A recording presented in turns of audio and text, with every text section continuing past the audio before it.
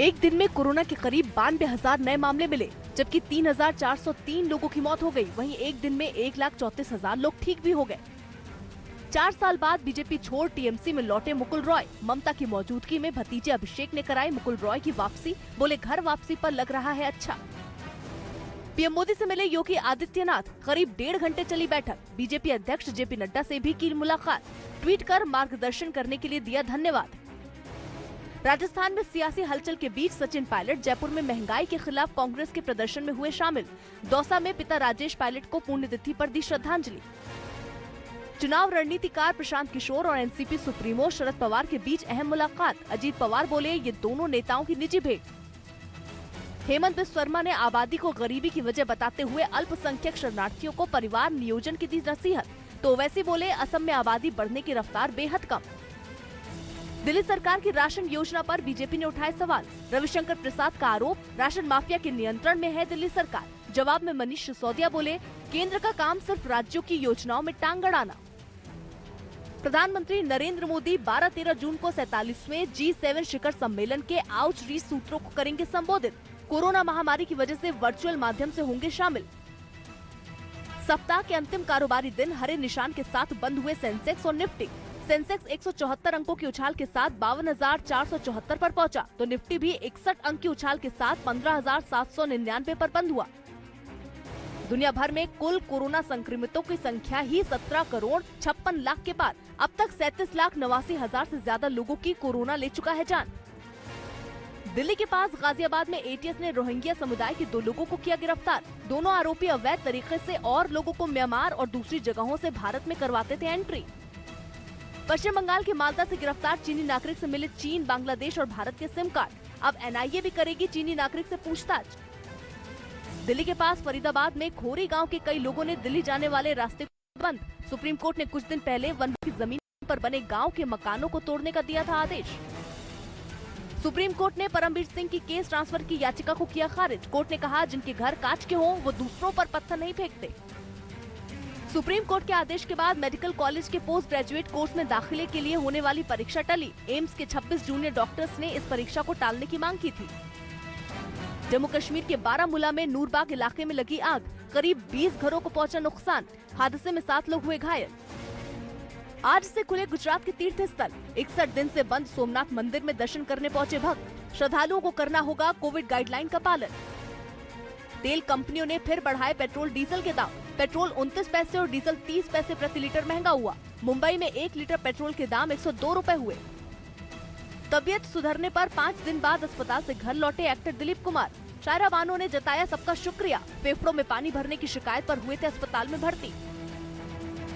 सवाल है कि क्या जनसंख्या के मुद्दे को किसी एक समुदाय से जोड़ना जायज है? आज इसी पर होगी सबसे बड़ी बहस, टक्कर।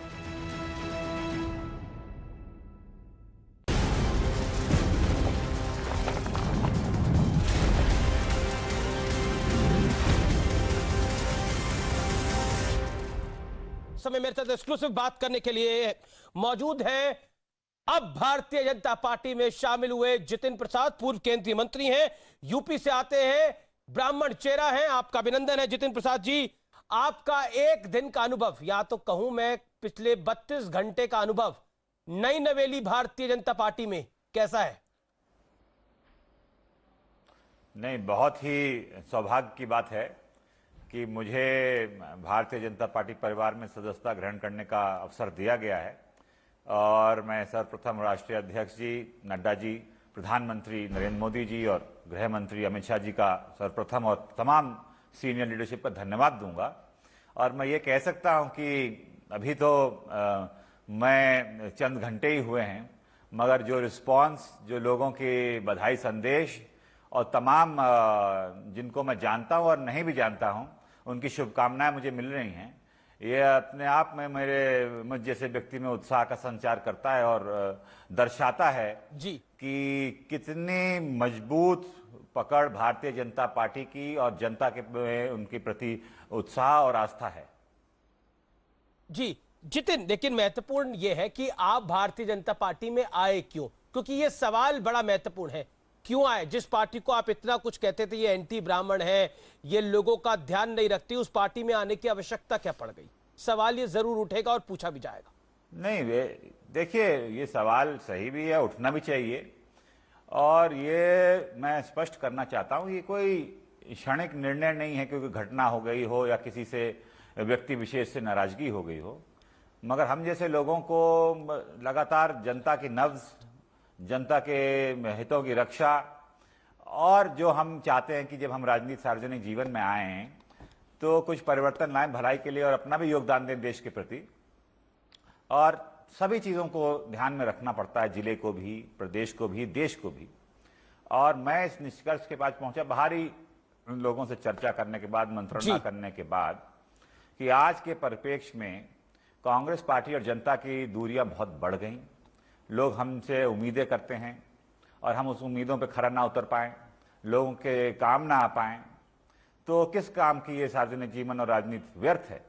और मैं इस निष्कर्ष पे पहुंचा कि आज अगर देखा जाए भारत के पूरे राजनीतिक मानचित्र पे, तो एक ही राष्ट्रीय पार्टी, सही माने में अगर कहा जाए देश में एक ही राष्ट्रीय दल है, वो है भारतीय जनता पार्टी, जिसके काम करने के तौर तरीके, उनके प्रोसेसेस, उनके इंस्टीट्यूशनलाइज सेटअप और सर्वप्रथम प्रधानमंत्री नरेंद्र मोदी जी का यशस्वी नेतृत्व, जिसमें हम लोग खुद भोग भी रहे हैं जब हम चुनाव लड़ते आए हैं, और मैंने हारे भी हैं, जीते भी हैं, मगर जब जब मैं हारा हूं तो मैं मोदी लहर और प्रधानमंत्री मोदी जी की जो जनता में उनकी जो पकड़ है और जो उन पे विश्वास है और जो उम्मीदें हैं, उनकी बदौलत हारा हूं। जितिन, लेकिन भारतीय जनता पार्टी में शामिल होने के बाद अब जेपी नड्डा से मिले, अमित शाह से मिले, यूपी के सीएम योगी आदित्यनाथ से आपकी मुलाकात हुई और चर्चा भी जरूर हुई होगी। खबर यह है कि अब आपको योगी कैबिनेट में जगह मिल सकती है, क्या कहना चाहते हैं आप आने वाले समय? देवगन जी, हम जैसे लोग जी, मैं आपको बता दूं आगे क्या होगा ये तो मैं बता सकता ना, मैं ज्योतिषी हूं ना मैं भविष्यवाणी कर सकता हूं जी, मगर इतना जरूर बता सकता हूं कि मैंने कांग्रेस पार्टी इसलिए नहीं छोड़ी कि मुझे कोई पद नहीं मिला, पद मिले, और मैंने भारतीय जनता पार्टी इसलिए ज्वाइन नहीं की कि सिर्फ पद मिलेगा, और ना ही मुझे चंद ही घंटे हुए हैं, मगर मैं जानता हूं भारतीय जनता पार्टी के तौर तरीके। वो कोई सौदा करके कोई व्यक्ति वहां ज्वाइन नहीं करता है, बड़े सोच समझ के लोगों को वहां ज्वाइन भी कराया जाता है, सदस्यता भी दिलवाई जाती है, और सबका एक निर्धारित रोल होगा, और ये शीर्ष नेतृत्व तय करेगा। जितिन प्रसाद मैं तो एक कार्यकर्ता के रूप में और लॉन्ग टर्म मैं विजन लेके आया हूं कि मैं मेहनत के दम पे बिल्कुल बिल्कुल आपका लॉन्ग टर्म विजन होगा, लेकिन देखिए फ्यूचर प्रोटेक्ट करके सब आते हैं, तो वो फ्यूचर प्रोटेक्ट करने की कुछ तो बात हुई होगी। अगर मैं डील शब्द का इस्तेमाल करूंगा तो वो सही नहीं होगा। मैं बता तो रहा हूं आपको,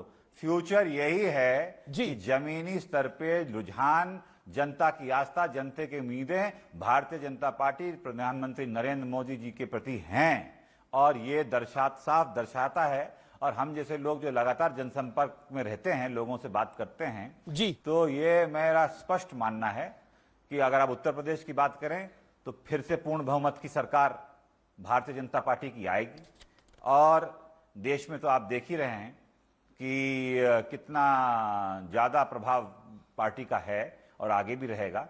तो ये कौन जगह कहां मिलेगी किसको, ये नेतृत्व के ऊपर छोड़ना चाहिए। अपना काम ये है कि आपने सोच समझ के फैसला लिया है और आप लगन से, मेहनत से काम करेंगे, और मैं अपने आप को सफल तभी मानूंगा जब मैं पार्टी का संगठन को मजबूत कर सकूं, और देश के, प्रदेश के प्रति छोटा सा भी अगर मेरा योगदान होगा तो मैं अपने आप का ये कदम सफल मानूंगा। जितिन, देखिए एक महत्वपूर्ण सवाल ये है कि वीरप्पा मोइली ने आपको लेकर एक बड़ा बयान दिया। उन्होंने बोला आप हमेशा से संदिग्ध थे, आप एक जातिवादी नेता हैं और आप यहां पर सेकुलर पॉलिटिक्स नहीं कर रहे थे। इस पर आप क्या कहना चाहते हैं? वीरप्पा मोइली कांग्रेस के बड़े नेता हैं। ऐसा है साहब, अब वो बड़े नेता हैं, बुजुर्ग नेता हैं, वो कब क्या कह लें उनको, जरा मैं उत्तर प्रदेश में कब वो आए और हमारी राजनीति कब वो देखी, इसके बारे में मुझे तो ज्ञान नहीं है और ज्यादा मैं उनके बारे में कहना नहीं चाहता। मैं अपने बारे में स्पष्ट हूं कि मेरी राजनीति साफ है, मेरा लक्ष्य साफ है, मेरे प्रयास सबके सामने हैं। जो दायित्व मुझे पहले भी मिला, मैंने पूर्व उसका निर्वाह किया जितना मैं कर सकता था, और आगे भारतीय जनता पार्टी के अंदर नेतृत्व के दिशा निर्देश पे मैं प्रयास करूंगा कि जनता के उम्मीदों पे खरा उतरूं। एक लॉबी है सक्रिय, जो कि जब प्रियंका चतुर्वेदी ने पार्टी को छोड़ा तब भी उन्होंने कहा कि क्या प्रियंका चतुर्वेदी को इतनी हैवी वेट है कि इसके ऊपर प्राइम टाइम हेडलाइंस बन रही है। आपने जब पार्टी को छोड़ा तो प्राइम टाइम डिबेट्स बनी, हेडलाइन बनी, आप इतने बड़े हैवी वेट नहीं है। तो उन क्रिटिक्स को या फिर उन लोगों को, उन नेताओं को, उन विचारकों को आप क्या कहना चाहते हैं, संदेश क्या देना चाहते हैं? मैं क्या इसमें संदेश दूंगा कि ये तो लोकतंत्र में सबको अपनी राय रखने का और बड़ी बड़ी और छोटी बातें करने का पूरी स्वतंत्रता है, और जो जितनी छोटी बात करेगा उसका उतना ही छोटा उसका उसका चरित्र होगा। तो ज़्यादा इन पे मैं ध्यान भी नहीं देता, और हमने जो फैसला लिया है जनहित में लिया है, देशहित में लिया है, और ये स्पष्ट मेरा मानना है कि जिन चुनौतियोंपूर्ण दौर से भारत गुजर रहा है और उसके लिए हमारे चाहे सीमाएं हों, चाहे देश हो, विदेश हो, उसके लिए सबसे सशक्त नेतृत्व प्रधानमंत्री नरेंद्र मोदी जी का है। और आज समय यही है कि हम सब उनके पीछे लामबंद हों और उनके नेतृत्व को और मजबूत करें और भारत के आने वाली पीढ़ियों का भविष्य और सुनहरा करें। एक ट्रेंड बन गया है जितिन प्रसाद, जो पार्टी छोड़ के जाता है उसके लिए अपशब्दों का इस्तेमाल होता है, झड़ी लग जाती है। आपकी तीन पीढ़ियों ने कांग्रेस को अपना लहू दिया, इसको हम कह सकते हैं, अपना खून पसीना दिया। अब आपने पार्टी छोड़ दी तो मध्य प्रदेश कांग्रेस ने क्या ट्वीट किया मुझे आपको बताने की जरूरत नहीं है, छत्तीसगढ़ कांग्रेस ने क्या ट्वीट किया वो मुझे आपको बताने की जरूरत नहीं है, नेताओं ने क्या बोला वो मुझे आपको बताने की जरूरत नहीं है, वो सब आपने सुना होगा। क्या कहना चाहते हैं आप? ये अपशब्द क्यों? अभी मैंने कहा जैसे ये छोटे वक्तव्य और ये छोटी सोच की मानसिकता दर्शाता है, इससे कोई विचलित होने की बात नहीं है। ये तो जो लोग ऐसी भावना रखते हैं वही अपने आप को छोटा दर्शा रहे हैं जनता के सामने। हम लोग जो हैं कि हमारा प्रयास यही है कि मैंने कोई जो लोग कहते हैं कि अपॉर्चुनिस्ट हैं, फलाना है, हमने भी 2014 के बाद 7 साल विपक्ष में गुजारे हैं। जैसे मैंने बताया 2 लोकसभा चुनाव में मेरी पराजय हुई, सभी की हुई उत्तर प्रदेश में। विपक्ष में, भारतीय जनता पार्टी के विपक्ष में सभी बड़े बड़े नेता धराशय हो गए, कोई हम ही नहीं। और अगर हमें जाना होता तो हमें तो मालूम है जनता का क्या रुझान है, तो हम पहले ही चले जाते, 7 साल थोड़े इंतजार करते।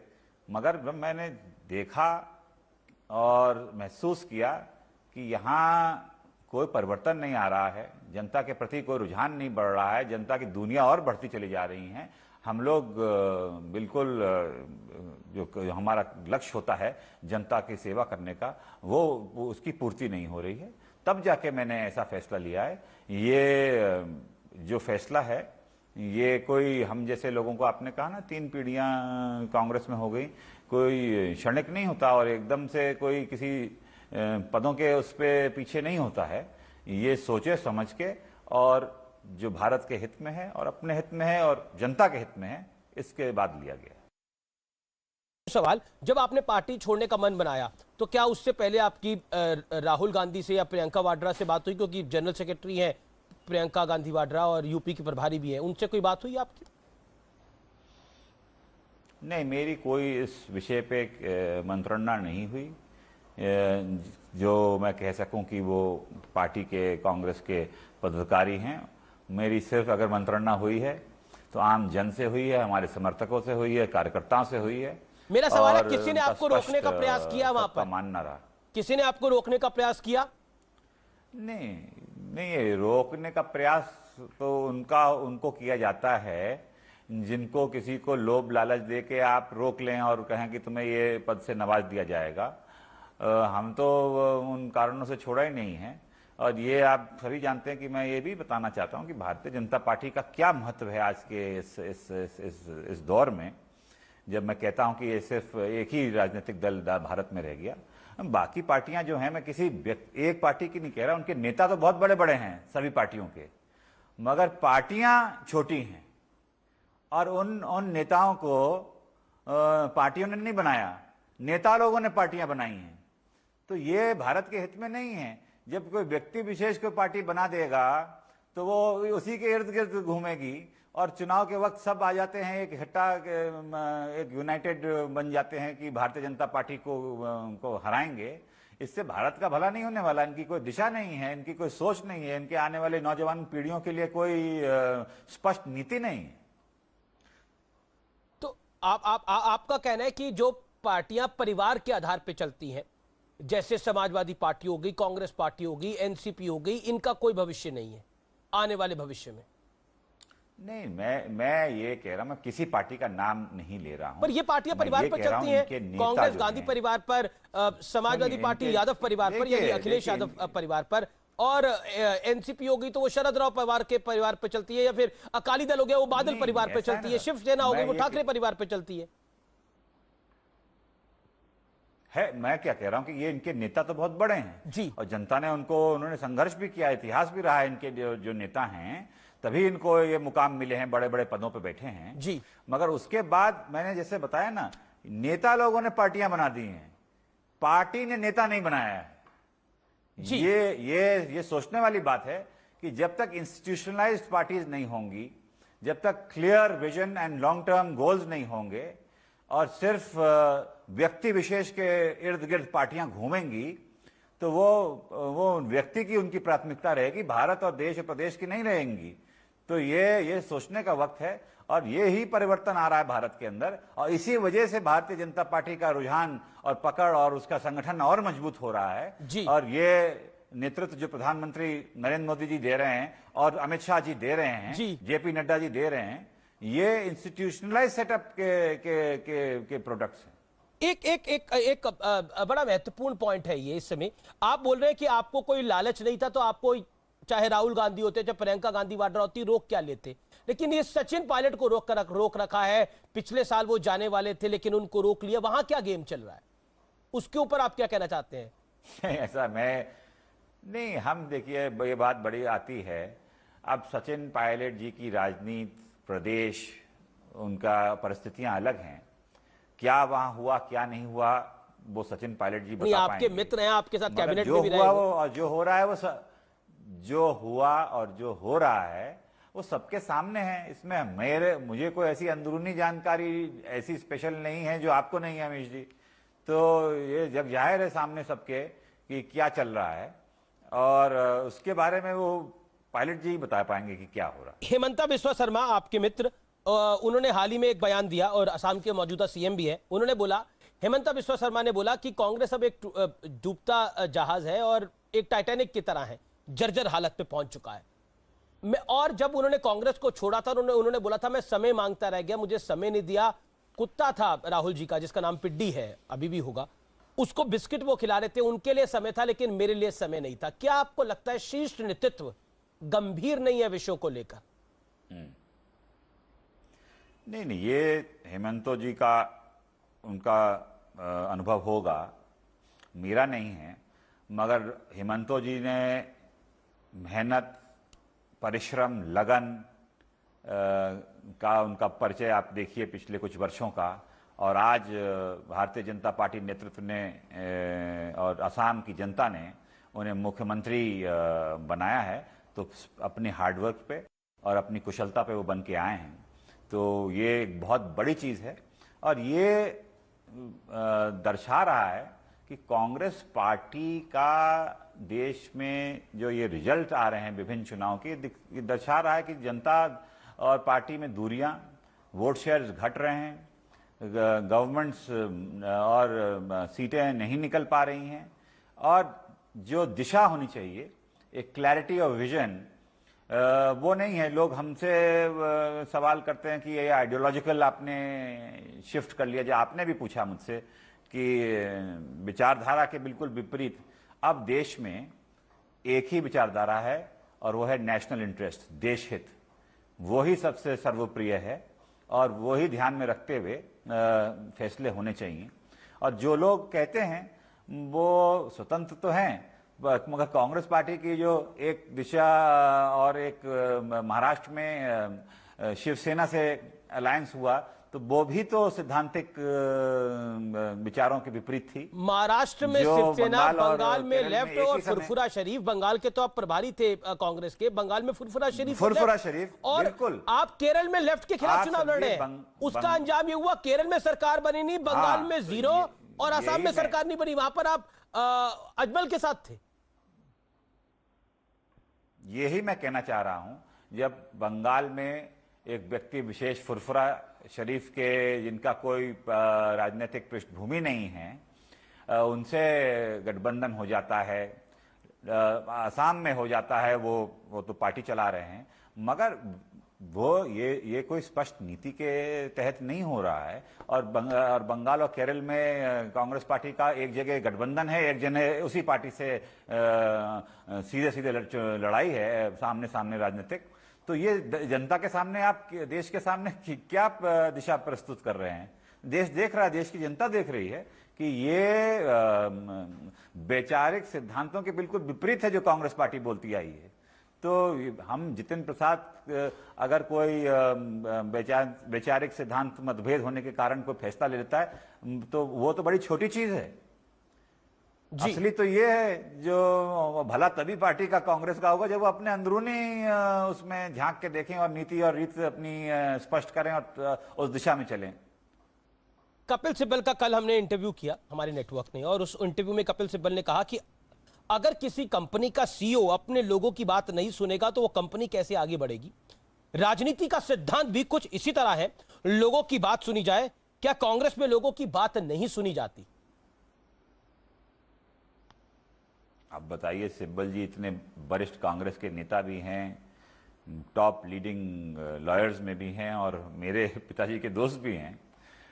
उन्होंने भी कहा तो बहुत कुछ है, मगर वहां इंटरनल प्लेटफॉर्म्स पे बात रखें, परिवर्तन लाएं, पार्टी की भलाई के लिए हो। देश भी चाहता है एक मजबूत विपक्ष खड़ा हो, मगर वो नहीं हो रहा है क्योंकि वहां नीति रीत स्पष्ट है ही नहीं। और आप देख सकते हैं कि बड़े बड़े नेता हताश हैं।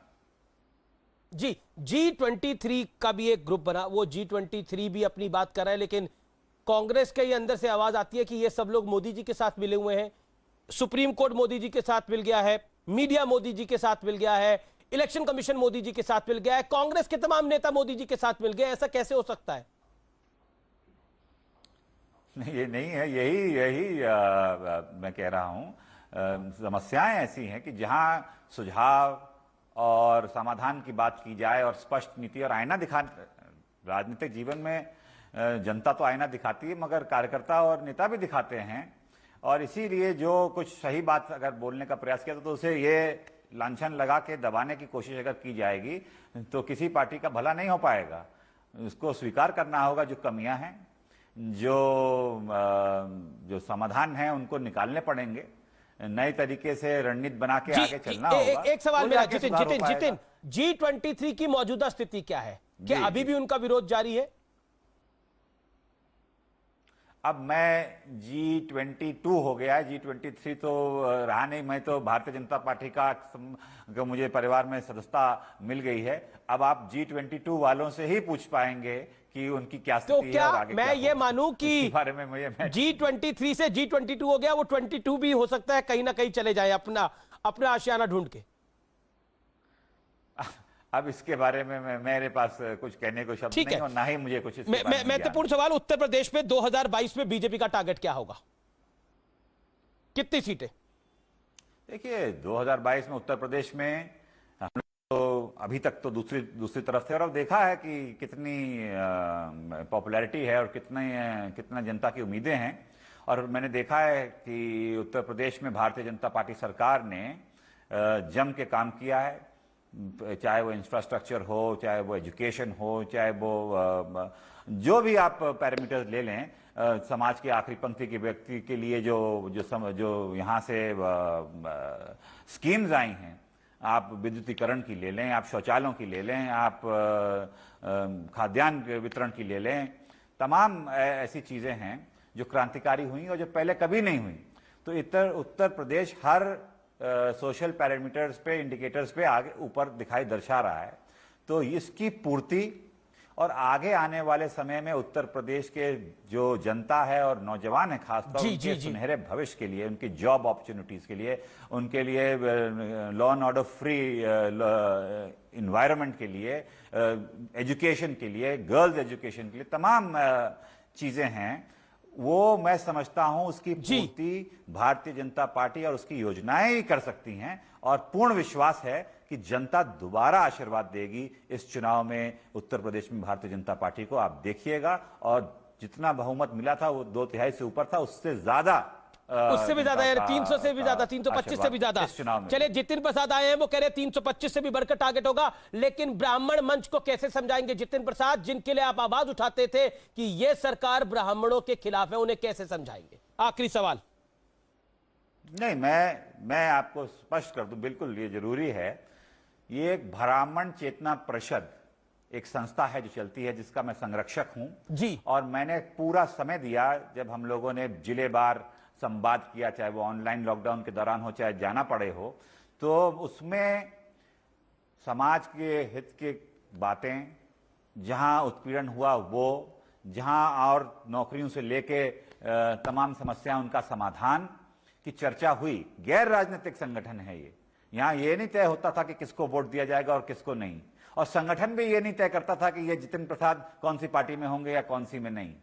जो सही लगता था समाज के हितों के लिए, वो वहां बात रखी जाती थी। और अब मैं कह सकता हूं कि भारतीय जनता पार्टी में आने के बाद मैं सिर्फ बात उठाने का काम नहीं, समाधान ढूंढने का काम करूंगा और दमदारी से। और सार्वजनिक जीवन में हम चुनाव भी लड़ते तो सभी समाज के लोगों को साथ लेके चलते हैं, मगर अपने समाज के लिए अगर हमने किया है तो किसी को कोई परेशानी नहीं होनी चाहिए। जितिन प्रसाद बीजेपी में एंट्री के बाद स्पष्ट रूप से, बेबाक रूप से अपनी बातों को रख रहे थे। बहुत बहुत शुक्रिया, thank you so much Jitin.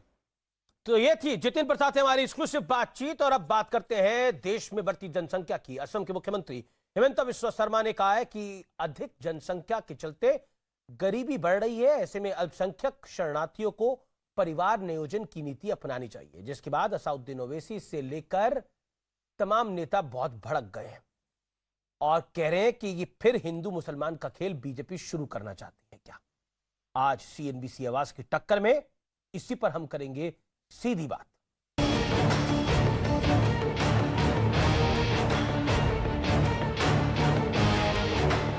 Assam के मुख्यमंत्री हेमंत बिस्वा शर्मा ने परिवार नियोजन पर एक बयान दिया तो सियासी तूफान खड़ा हो गया। शर्मा ने कहा कि अधिक जनसंख्या के चलते गरीबी बढ़ रही है, ऐसे में अल्पसंख्यक शरणार्थियों को परिवार नियोजन की नीति अपनानी चाहिए। We want to work with the minority Muslim community to reduce population burden. बयान आते ही बीजेपी विरोधियों को सुनहरा मौका मिल गया। AIMIM अध्यक्ष असदुद्दीन ओवैसी ने ट्वीट किया, असम के मुख्यमंत्री ने फिर जनसंख्या नियंत्रण की बात शुरू की है। ये हिंदुत्व बोल रहा है जो गरीबी और शोषितों पर आरोप लगा रहा है। अभी 1 ही महीना इनका हुआ है, ये मैं समझता हूँ थोड़ा सा उनको समझना चाहिए, सोचना चाहिए, सोच समझ के ही बोलना चाहिए। हमारे जो माननीय चीफ मिनिस्टर है वो लोग भी 6-7 भाई बहन हैं। हमारा जो माननीय स्पीकर है आसाम विधानसभा में, सुना हूँ उनके भाई बहन 8 है।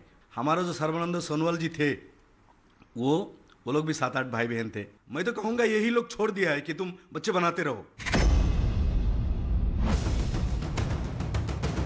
केंद्रीय मंत्री गिरिराज सिंह ने ओवैसी पर पलटवार किया। भारत की समस्या को समझने की जरूरत है और जनसंख्या नियंत्रण बहुत जरूरी है। ओवैसी को सिर्फ वोट से मतलब है, देश से नहीं। ये भी जिन्नाह की तरह देश तोड़ना और शासन करना चाहते हैं। पॉपुलेशन कंट्रोल करना है तो सबको कंट्रोल करने की बात कीजिए। इसमें भी हिंदू मुसलमान की बात आप कर रहे हैं, ये देश को तोड़ने वाला कदम है। प्रधानमंत्री मोदी ने भी 15 अगस्त 2019 को लाल किले से कहा था कि तेजी से बढ़ती जनसंख्या पर सोचना होगा। परिवार को छोटा रखना भी एक तरह की देशभक्ति है। एक छोटा वर्ग परिवार को सीमित करके अपने परिवार का भी भला करता है और देश का भला करने में बहुत बड़ा योगदान देता है। ये आदर के अधिकारी हैं, जिनका उनका जितना सम्मान करें, छोटा परिवार रख के भी वो देशभक्ति को ही प्रकट करते हैं। जनसंख्या नियंत्रण कानून की बात करता हूं, क्या वाकई सरकार इस पर कुछ बड़ा विचार कर रही है? 2024 से पहले कुछ होगा? देखिए, सरकार जब इस पर विचार करेगी और सार्वजनिक करेगी तब आपको मालूम पड़ ही जाएगा। मगर एक बात हकीकत है कि जनसंख्या इस देश की बहुत बड़ी समस्या है, उसको तत्काल एड्रेस करने की जरूरत है। पिछले साल 22 सितंबर को बीजेपी सांसद निशिकांत दुबे लोकसभा में जनसंख्या नियंत्रण कानून की मांग उठा चुके हैं और ये जनसंख्या नियंत्रण का कानून लाकर इस देश को बचाना चाहिए, इसकी डेमोग्राफी को छेड़छाड़ होने से रक्षा करना चाहिए। लेकिन सवाल है, जनसंख्या के मुद्दे को किसी एक समुदाय से जोड़ना जायज है? आज इसी मुद्दे पर होगी देश की सबसे बड़ी बहस। कम बच्चे क्या तभी देशभक्त सच्चे? और अब वक्त है आर पार के सुप्रसिद्ध विश्लेषण का, कम बच्चों वाली देशभक्ति का विश्लेषण। लाल किले के प्राचीर से प्रधानमंत्री यानी देश के प्रधानमंत्री नरेंद्र मोदी ने बढ़ती आबादी का मुद्दा उठाया था। महत्वपूर्ण मुद्दा है। एक रिपोर्ट के मुताबिक 2048 तक भारत की आबादी 160 करोड़ होगी। ये मेडिकल जर्नल की रिपोर्ट है, कोई समझ नहीं है। जनसंख्या नियंत्रण में रही तभी सबके लिए पर्याप्त संसाधन मौजूद होंगे। ये बड़ा महत्वपूर्ण पॉइंट है। अगला पॉइंट, आबादी अगर कंट्रोल करने पर चर्चा जरूरी है, लेकिन इसे विवाद बनाना बेहद गलत है। अगर इसको हम विवाद बना के चलते हैं तो उससे सोल्यूशन नहीं मिलेगा। क्या हेमंता बिस्वा शर्मा ने का बयान एक समुदाय पर निशाना साधने की कोशिश है? क्योंकि उन्होंने इसमें मिनॉरिटी यानी अल्पसंख्यक मुसलमानों की बात करी और खास तौर पर उन्होंने बोला जो विस्थापित होकर आए हैं। मैं सीधा रुख करता हूं पैनल का। मेरे साथ आज की इस चर्चा में डॉक्टर संबित पात्रा हैं, भारतीय जनता पार्टी के प्रवक्ता वारिस पठान हैं, ओवैसी साहब की पार्टी के प्रवक्ता तस्लीम रहमानिया, अध्यक्ष एमपीसीआई के। मेरे साथ इस चर्चा में सुबूही खान है, जानी मानी सामाजिक कार्यकर्ता और सुप्रीम कोर्ट की वकील भी हैं। रफीकुल इस्लाम है, एमएलए हैं एआईयूडीएफ के, उनका भी अभिनंदन है। मैं सबसे पहले संबित पात्रा इस चर्चा की शुरुआत आपसे करता हूं और मैं आपसे 1 मिनट आपको पूरा देता हूं। आप मुझे समझाइए, क्या एक समुदाय विशेष की बात करना जायज है जनसंख्या के साथ? अमीश जी, आपको धन्यवाद और वाकई आपने 1 मिनट का समय देके अच्छा काम किया है। मैं इसको बहुत साइंटिफिकली समझाता हूं और आसाम के परिप्रेक्ष्य में समझाता हूं। देखिए, आसाम में आप सब लोग जानते हैं कि जो इंडिजिनस असमिया पॉपुलेशन है उसके लिए एक बहुत बड़ी लड़ाई कि उनकी रक्षा कैसे की जाए, उनका संरक्षण कैसे किया जाए, ये लड़ाई बहुत दशकों से चला आ रहा है। और लगभग 1979 से लेकर 1985 तक आसाम का ये एक लड़ाई सड़कों पर लड़ा गया था, जिसमें जो इंडिजिनस लोग हैं उन्होंने अपने अधिकार के लिए लड़ा था। लगभग 900 लोग इसमें शहीद हुए थे और अंततः 1985 में राजीव गांधी उस समय प्रधानमंत्री थे, आसाम अकॉर्ड साइन किया गया था कि हाँ, जो इंडिजिनस असमिया हैं उनकी रक्षा की जाएगी। जो इंडिजिनस असमिया है उसमें हिंदू भी हैं, उसमें मुसलमान भी हैं। इंडिजिनस मुस्लिम असामिया जो है वो 4 तरीके के हैं और 4 प्रजाति उनके माने जाते हैं, गौरिया, मारिया, देशी और सैयद। ये 4 हैं और इनके ऊपर कोई प्रश्न नहीं उठा रहा है क्योंकि वे वहां के मूल निवासी हैं। मगर जो घुसपैठिए हैं, जो माइग्रेंट्स हैं, इमिग्रेंट्स हैं, जो बाहर शरणार्थी नहीं घुसपैठिए हैं, वो बंगाली स्पीकिंग मुस्लिम है। उनको वहां पर मियां के नाम से कहा जाता है। इसको गाली मत समझिए, ये टर्मिनोलॉजी अंग्रेजों के समय से चला आ रहा है और लोकल डायलेक्ट में मियां कहा जाता है। तो जो भी हेमंतो बिस्वा शर्मा जी ने कहा है वो उन लोगों के लिए कहा है, इंडिजिनस मूल मुस्लिमों के लिए नहीं कहा है जो घुसपैठिए मुसलमान हैं, क्योंकि उन्होंने मंदिरों पर कब्जा किया है, सताराओं पर कब्जा किया है, वन क्षेत्र पे कब्जा किया है, गरीबी हुई है, डेमोग्राफिक चेंजेस हुए हैं और इंडिजिनस लोग उनके ऊपर खतरा आया है। तो इस कारण से बहुत ही सुचारू रूप से लेकिन इसको जी ने कहा कि लेकिन जैसे ये हेमंता बिस्वा शर्मा का बयान आया, असाउद्दीन ओवैसी हो या फिर अजमल हो असम के, उनकी तरफ से लगातार स्टेटमेंट आई। ओवैसी साहब ने कहा कि असम के मुख्यमंत्री ने फिर से जनसंख्या नियंत्रण की बात शुरू कर दी है, ये हिंदुत्व है, गरीबों और हाशिए पर पड़े लोगों को देश देना। उन्होंने हिंदुत्व से इसको जोड़ा है। 30 सेकंड में इसका भी जवाब दीजिए। मुझे 20 सेकंड दीजिए। हाँ, देखिए, आपको जान के खुशी भी होगी और मुझे लगता है बाकी लोग रिसर्च भी करके आए होंगे। जहां तक आसाम का सवाल है, आसाम में ऑलरेडी पॉपुलेशन कंट्रोल पॉलिसी 2019 मौजूद है, अर्थात 2019 में यह पारित हुआ था। कोई भी व्यक्ति जिसके 2 बच्चे से अधिक है वो गवर्नमेंट सर्विस नहीं कर सकता है और पंचायत के चुनावों में भी जिसके 2 बच्चों से अधिक है वो कॉन्टेस्ट नहीं कर सकता है, सरपंच इत्यादि नहीं बन सकता है। 27 अक्टूबर 2019 को बदरुद्दीन अजमल, जो कि एआईयूडीएफ के अध्यक्ष हैं, उन्होंने एक प्रेस कॉन्फ्रेंस में कहा था, भले ही यहां पर लोकतांत्रिक तरीके से पॉपुलेशन कंट्रोल पॉलिसी आया हो, मगर मैं आह्वान करता हूं कि कोई भी मुस्लिम जो माइग्रेंट मुसलमान है, लेकिन ये डिबेट तो बड़ी है, जनसंख्या हमारे देश की समस्या है। मैंने गृह मंत्री का भी 2019 में एक इंटरव्यू किया था, साक्षात्कार किया था, उनसे भी मैंने सवाल पूछा था। उन्होंने बोला कि हाँ ये समस्या है, इससे कोई इंकार थोड़ी कर सकता है। प्रदेश के प्रधानमंत्री लाल किले की प्राचीर से जनसंख्या के बारे में बोल चुके हैं। अमित जी, आपको ये स्टेटमेंट सुनना चाहिए जो बदरुद्दीन अजमल ने एक तरह से ऐलान किया था, आह्वान किया था 27 अक्टूबर 2019 को। उन्होंने कहा था कानून कुछ भी हिंदुस्तान का आ जाए, कानून कोई भी आसाम का आ जाए, मुसलमानों को बच्चा पैदा करते रहना चाहिए, जितना चाहे उतना पैदा करे, और गवर्नमेंट सर्विस में रहे या ना रहे, हम अपने अधिकारों को छीन के लेंगे। मुझे लगता है संविधान सबसे बड़ा होता है। अगर आसाम के संविधान के पटल पर, अगर उनके असेंबली के पटल पर संविधान के अनुरूप एक कानून पारित हुआ है, उस कानून का पालन सबको करना चाहिए और उस कानून के दायरे में सबको रहना चाहिए, चाहे हिंदू हो या मुसलमान हो। इसको हिंदू और मुसलमान में बांट करके देखने का प्रयास क्यों किया जा रहा है? नहीं, तो कांग्रेस के राशिद अल्वी ने भी बोला है कि अब आप जनसंख्या में भी हिंदू मुसलमान कर रहे हैं। ये तो राशिद अल्वी ने भी बोली है आज बात। लेकिन मैं अब रुक करता हूं वारिस पठान का। वारिस पठान, जनसंख्या अगर नियंत्रित होगी तो इसका फायदा तो वारिस पठान को भी मिलेगा, संबित पात्रा को सिर्फ थोड़ी मिल जाएगा, सबको मिलेगा। जनसंख्या अगर नियंत्रित होगी, चाइना ने अगर अपनी जनसंख्या को नियंत्रित ना किया होता तो आज उनका हश्र क्या होता, ये हम सब जानते हैं। इसमें हर्ष क्या है?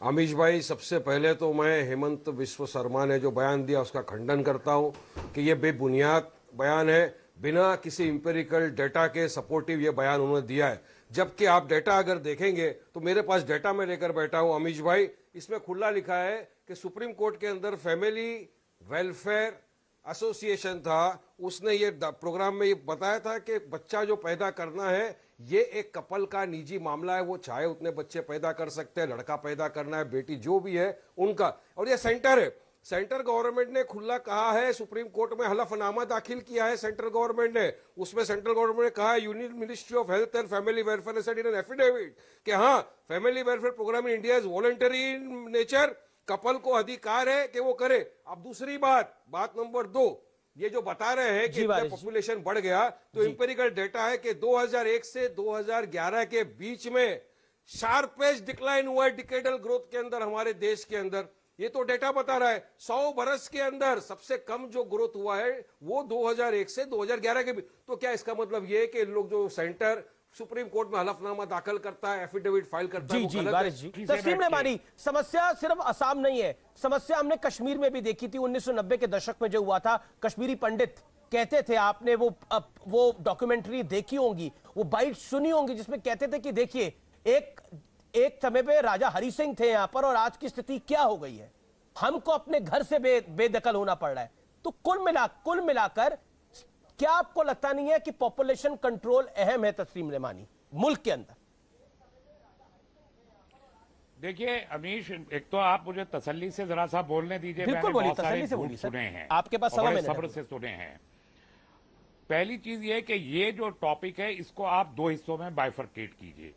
पहला जो सबसे इंपॉर्टेंट बात है और जो आप ही की लाइन है उसी लाइन को ले रहा हूं कि पॉपुलेशन कंट्रोल इस देश का नेशनल इशू है और उस नेशनल इशू पे नेशनल परिप्रेक्ष्य में नेशनल इंटरेस्ट में बात होनी चाहिए और हर शख्स को नेशनल इंटरेस्ट में बात करनी चाहिए। उससे अलग हटकर जो कोई भी बात करता है वो नेशनल इंटरेस्ट को किल करने की कोशिश कर रहा है और आज उस कैटेगरी में हेमंत बिस्वा शर्मा ने अपना नाम लिखवा लिया है।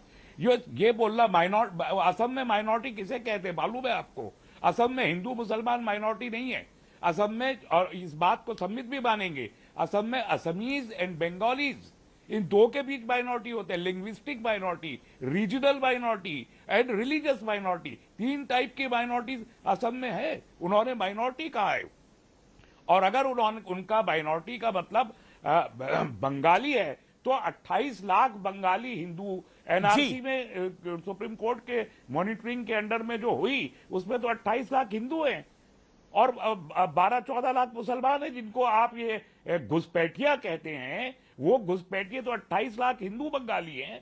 तो क्या उनकी आबादी की बात करें? फिर आप कह रहे हैं कामाख्या के मंदिर पे वो एनक्रोचमेंट कर लेंगे मेरे घर में आके। ये पूरा नफरत का एक बयान है और हमारी नहीं, उनका बयान आपको नफरत का लग रहा है, लग सकता है, आपकी अपनी राय हो सकती है, लेकिन एक बात मुझे बताइए, जम्मू के पास रोहिंग्या मुसलमानों को रहने की जगह दे दी गई है कि नहीं दी गई? बसाया गया ना उमर अब्दुल्ला के टाइम पर, और आज की स्थिति के अंदर वहां के कुछ लोकल नेता डिमांड करते हैं कि इनको राशन कार्ड भी दे दो, इनको आधार कार्ड भी दे दो। डिस्ट्रिक्ट वाइज की नहीं, मैं तो आपको प्रैक्टिकल बात कर रहा हूं। जम्मू के अंदर रोहिंग्या मुसलमान है कि नहीं है? असम का जम्मू के अंदर ना आप असम की बात करें, मैं आपको जम्मू की बात बता रहा हूं। जम्मू के अंदर रोहिंग्या मुसलमान है कि नहीं है? पहले गवर्नर ने नहीं कहा है, पहले रोहिंग्या मुसलमानों को बसाया जाता है, उनको कहा जाता है कि टेम्परेरी यहाँ पे ये लोग रुकेंगे। सर फैक्ट सुनिए, तस्लीम रबानी देखिए, आपने मुझसे आपने 2 मिनट बोला पूरा और आपको किसी ने नहीं टोका। पहले रोहिंग्या मुसलमानों को वहां पे कहा जाता है कि इनको थोड़े दिनों के लिए बसाइए, थोड़े दिनों के लिए रखिए, लेकिन उसके बाद ये चले जाएंगे, लेकिन वो जाते नहीं है, उन्हें बसाया जाता है। और अब उनके राशन कार्ड और आधार कार्ड बनाने की भी बात होती है। मैं आपकी बात नहीं सुनूंगा। नहीं, आप ना सुने, आप सुन भी नहीं सकते ये बात की बात कीजिए, और आप आइए डिस्ट्रिक्ट वाइज। मैं डिस्ट्रिक्ट वाइज पूरे देश की बात करूंगा आपसे। क्या इस देश में सैकड़ों डिस्ट्रिक्ट हो गए, करोड़ों डिस्ट्रिक्ट हो गए, उसकी बात कर सकते हैं कि इस कार्यक्रम के अंदर आप डिस्ट्रिक्ट वाइज आइए। मैं आपको स्टेट वाइज आता हूं, मैं आपको स्टेट वाइज बात करता हूं, मैं आपसे स्टेट वाइज बात करता हूं। स्टेट वाइज जम्मू में क्या हुआ है? आप बताइए। आप केरल में चले जाइए, केरल में क्या हुआ है? शिकायतें आती है वहां से, क्या आप बात करिए स्टेट वाइज की ना मुझसे। नहीं, आप बताएं, आप असम बिहार के बॉर्डर एरियाज में क्या हुआ है? एक सवाल का जवाब दीजिए। असम बंगाल में क्या हुआ है? सीएम के स्टेटमेंट को अप्रूव करते हैं। ना देखिए, मैं किसी को अप्रूव और डिसअप्रूव करने वाला नहीं होता, मैं रिपोर्ट करने वाला हूँ, रिपोर्ट करता हूँ। आप डिस्ट्रिक्ट की बात कर रहे हैं, डिस्ट्रिक्ट की बात करना, करोड़ों डिस्ट्रिक्ट की बात करना क्या कार्यक्रम में लाजमी है? आप तमिलनाडु की स्थिति को देखिए, आप केरल की स्थिति को देखिए, साउथ के अंदर देशद्रोह का बयान। आप पूरे देश में कश्मीर से लेकर कन्याकुमारी तक आप अपना परिप्रेक्ष्य देख लीजिए, स्थिति क्या है आपको स्पष्ट हो जाएगी। कि एक कम्युनल स्टेटमेंट जो नॉन फैक्चुअल है, आप उसकी हिमायत कर रहे हैं। एक नॉन फैक्चुअल झूठे और नफरत अंगेज बयान की हिमायत अमीश देवगन कर रहे हैं। आपको भी शर्म आनी चाहिए उतनी ही जितनी एक सेकेंड, ये मैंने तो पहले ही कहा, ये किसी समुदाय का विषय नहीं है, ये देश का विषय है। जब देश का विषय है तो हर चीज पे बात होनी चाहिए। जब देश का विषय है तो कश्मीर से लेकर कन्याकुमारी तक बात होनी चाहिए। आप डिस्ट्रिक्ट की बात करें, मैं कह रहा हूं आप स्टेट्स की बात करिए। असम डिक्लेयर करने वाले थे 2013 में तरुण गोगोई के, वो ट्राइबल स्टेट है, 17% ट्राइबल पॉपुलेशन। अच्छा ठीक है, ओके। सुबुई खान का जो बच्चों का रेट है वो कितना है, जरा उसको देख के बताइए। सुबुई खान जनसंख्या में बड़ा जहां सबसे ज्यादा धर्म को लाना वहां की गलत है। सिर्फ 3% की पॉपुलेशन है असम की। सुबुई खान जी, अमीश, सबसे पहले तो ये अपने घुसपैठिए की दर्शन करें। 10 बच्चे पैदा करो। ठीक है, सुबुई जी को बोलने दीजिए, आपने बोला काफी देर। मत बोलिए, साध्वी प्राची कह रही है 10 बच्चे अरे साध्वी प्राची बच्चे पैदा करो, आप उनको भी जरा कुछ बोलिए। गलत है साध्वी प्राची, अगर ऐसा बोलती है तो गलत है भाई। इसको कोई कह सकता है क्या? जहन्नम बनाना चाहते हैं तो कंडम कीजिए। ठीक है, जहन्नुम बनाना चाहते हैं, संबित पात्रा उसको जवाब देंगे जहन्नुम। ठीक है, एक सेकंड सुबुई आप बोल लीजिए पहले, फिर रफीक भाई भी इंतजार कर रहे हैं, रफीकुल इस्लाम भी इंतजार कर रहे हैं काफी देर से। देखिए, पहली बार बोल रही है सुबुई खान जी, प्लीज रहमानी साहब, माय हम्बल सबमिशन। पिछले 6-7 मिनट से अमीश देखिए जी, अमीश देखिए, कोई भी इंसान जो हमारे देश में हमारा बॉर्डर इन्फिल्ट्रेट करके गैर कानूनी तरह से अपने आधार कार्ड, वोटर आईडी कार्ड बना के हमारे देश के कानून को दरकिनार करके रह रहा है, वो घुसपैठिया है। अगर वो मुसलमान है तो वो मुसलमान ही सही, मुसलमान होने की वजह से उसको बेनिफिट ऑफ डाउट नहीं दिया जाता, और पढ़े लिखे मुसलमान तो ना ही दे तो बेहतर है।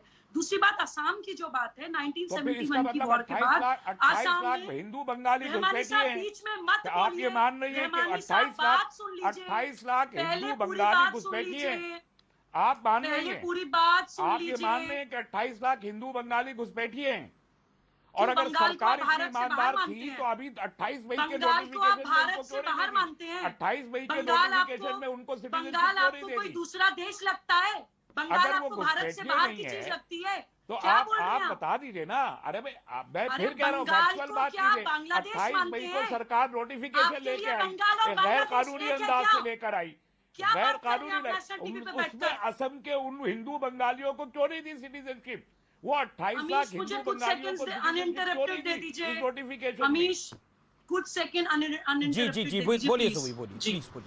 अमीश, 1971 की वॉर के बाद असम में बहुत बड़ी तादाद में घुसपैठिए और कुछ शरणार्थी आए, जो 1979 में, जो अभी संबित जी ने बोला, जो वहां की जो असमीज पॉपुलेशन, उन्होंने रियलाइज किया जब उनका कल्चर खत्म होने लगा, उनकी लैंग्वेज खत्म होने लगी, मंदिरों पे अतिक्रमण होने लगा। ये लड़ाई असम आज से नहीं लड़ रहा है, 1970s से लड़ रहा है। उस वक्त असम आंदोलन के नारे थे, save Assam today to save India tomorrow, और आज हम वो देख रहे हैं। और ये डिबेट आपने पॉपुलेशन कंट्रोल पे करी है, पॉपुलेशन कंट्रोल आप लोग नहीं समझ रहे। 150 करोड़ हमारी पॉपुलेशन आज है। हमारी साहब बात सुनिए मेरी, पॉपुलेशन कंट्रोल पे बात सुनिए मेरी। 70,000 लोग भारत में रोज पैदा होते हैं। पूरी दुनिया की पॉपुलेशन का 17-18% भारत कंट्रीब्यूट करता है। 2050 में आप चाइना को पीछे छोड़ देंगे पॉपुलेशन में, आपको रियलाइज होता है? चाइना को पीछे छोड़ देंगे आप 2050 में पॉपुलेशन में। जब यहाँ पे देश की बात हो रही है, देश की सुविधाएं, रिसोर्सेज कम पड़ जाएंगी, इंफ्रास्ट्रक्चर कम पड़ जाएगा, आप रोजगार को छोड़िए, लोगों को खाने को कम पड़ जाएगा। 100% जाहिराना बयान है कि 2050 तक जो है पॉपुलेशन मुसलमानों की बढ़ जाएगी।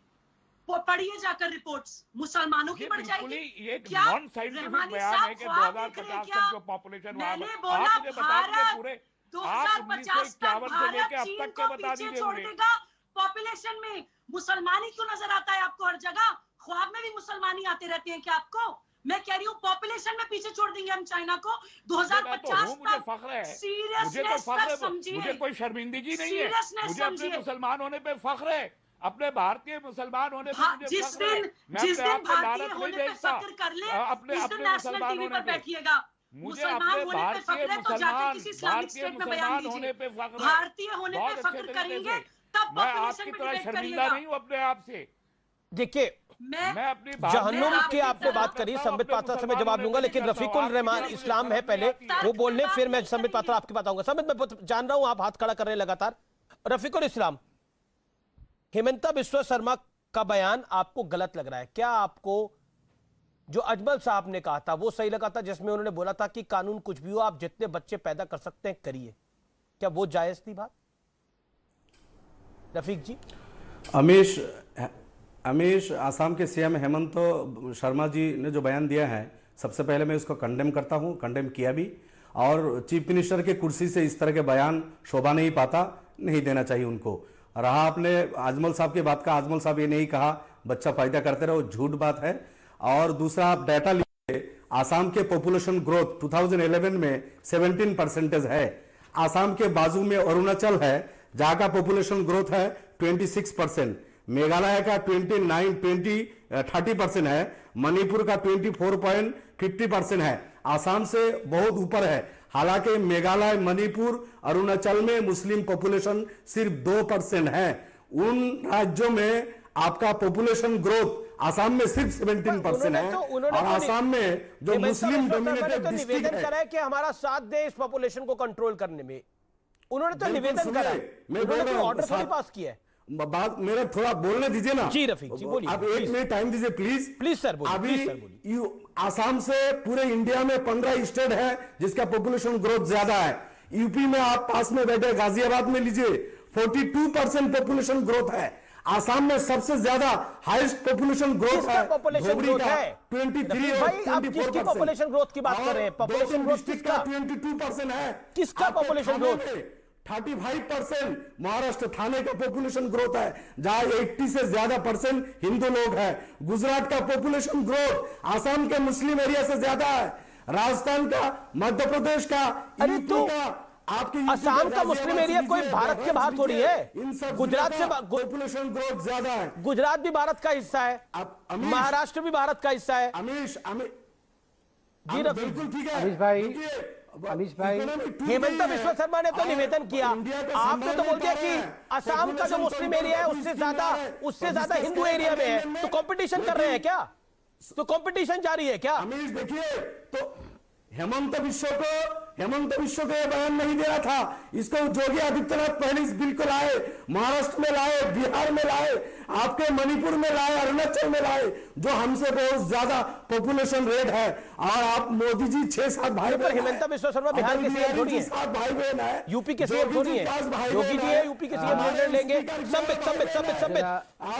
एक तो बड़ा बयान दिया गया कि आप लोग जहन्नुम बना रहे हो, और शांति से डिबेट हो जाए तो विषय समझ में आएगा। 8 भाई बहन है और उनके मुंह से मुसलमान। अमित भाई जरा शांति से डिबेट हो जाए, इनकी आवाज जरा कम हो जाए तो मैं जो बोलूंगा लोग समझ पाएंगे। संबित पात्रा से आप सीधे सवाल पूछे, संबित 10 सेकंड दे दीजिए, 10 सेकंड दे दीजिए। इंडिजिनियस पीपल को उन्होंने सेव करने के लिए पॉपुलेशन कंट्रोल की बात कही। किसकी बात करते हैं आप? आसाम के मुसलमान इंडिजिनियस नहीं है? अच्छा ठीक है, आसाम के मुसलमान इंडिजिनियस नहीं है। संबित पात्रा एक एक करके जवाब। अब रफीक जी अब आप बोले, आप अच्छे से बोले, आपने अपनी बात आवाज अगर कम रहेगी तो मैं जवाब दे रफीक जी मेरा निवेदन है, वरना बहुत मुश्किल है कि कोई समझ पाएगा। रफीक जी देखिए ऐसी आवाज बढ़ के आ रही है, आप आराम से मोहब्बत बांटिए, नफरत मत बांटिए। रफीक जी तस्लीम रहमानी जी की बारी है, फिर आप बोलिएगा। तस्लीम रहमानी बोलिए आप, ऑल ऑडियो साउथ। तस्लीम रहमानी 30 सेकंड। तस्लीम रहमानी नहीं, मैं ये कह रहा हूं कि ये अगर देखिए, ये issue basically Assamese and Bengalis का है, इसमें कोई दो राय नहीं है, किसी मजहब से कोई लेना देना नहीं है, रीजनल इश्यूज है। और उसी के लिए असम अकॉर्ड, उसी को सेटल करने के लिए एजीपी वर्सेस ऑल पार्टीज हुआ था। आज आप उसको असम अकॉर्ड को भूल गए, आज आप उसे इंप्लीमेंट नहीं करना चाहते। अगर आपने उसको इंप्लीमेंट कर दिया होता तो कोई एक सवाल है मेरा, अगर आप चाहे तो जवाब दीजिए, अगर आप चाहे तो जवाब दीजिए, ना चाहे तो ना जवाब दीजिए। अच्छा, कश्मीर में जो कश्मीरी पंडितों का नरसंहार हुआ था, वो मजहबी इशू था कि नहीं था? वो क्या था?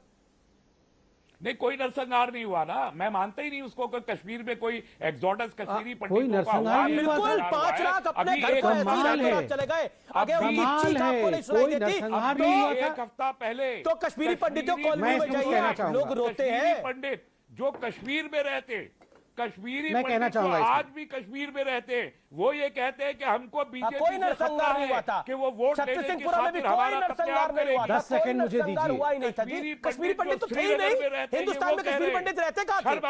50 साल बाद ये लोग बोलेंगे, आप लोग ये बोलेंगे 50 साल बाद हिस्टोरियंस ये लिखेंगे कश्मीरी पंडित कोई थे नहीं देश के अंदर। इस मुल्क में कश्मीरी पंडित कोई होता ही नहीं था। संबित पात्रा 5 सेकंड। देखिए मुझे प्लीज 5 सेकंड। देखिए, कश्मीरी पंडितों के पास नरसंहार के समय 3 ऑप्शन थे, या तो मर जाओ, या तो कश्मीर छोड़ के चले जाओ, या तो कन्वर्ट हो जाओ, और कोई ऑप्शन नहीं था। और उनको यह भी कहा गया था कि आप अपनी औरतों को यहीं छोड़ के जाना। उसके बावजूद यहां बैठ के ये कह रहे हैं कि कश्मीरी पंडितों के साथ कोई अन्याय नहीं हुआ। धिक्कार है। फिलहाल सीएनबीसी आवाज की टक्कर में इतना ही, लेकिन आज का निष्कर्ष यानी कंक्लूजन यही है कि हम कहते हैं कि हमारे बच्चों को बेहतर काम नहीं मिल रहा, बेहतर सुविधाएं नहीं मिल रही, बेहतर अस्पताल नहीं मिल रहे, लेकिन उसकी मूल समस्या की बात करने में हम सब लोग अपना मुंह छिपा लेते हैं। वो है जनसंख्या नियंत्रण कानून। तो इस पर बात भी करनी जरूरी है, इस पर विश्लेषण भी करना जरूरी है, इसका सॉल्यूशन भी ढूंढना जरूरी है। नमस्कार।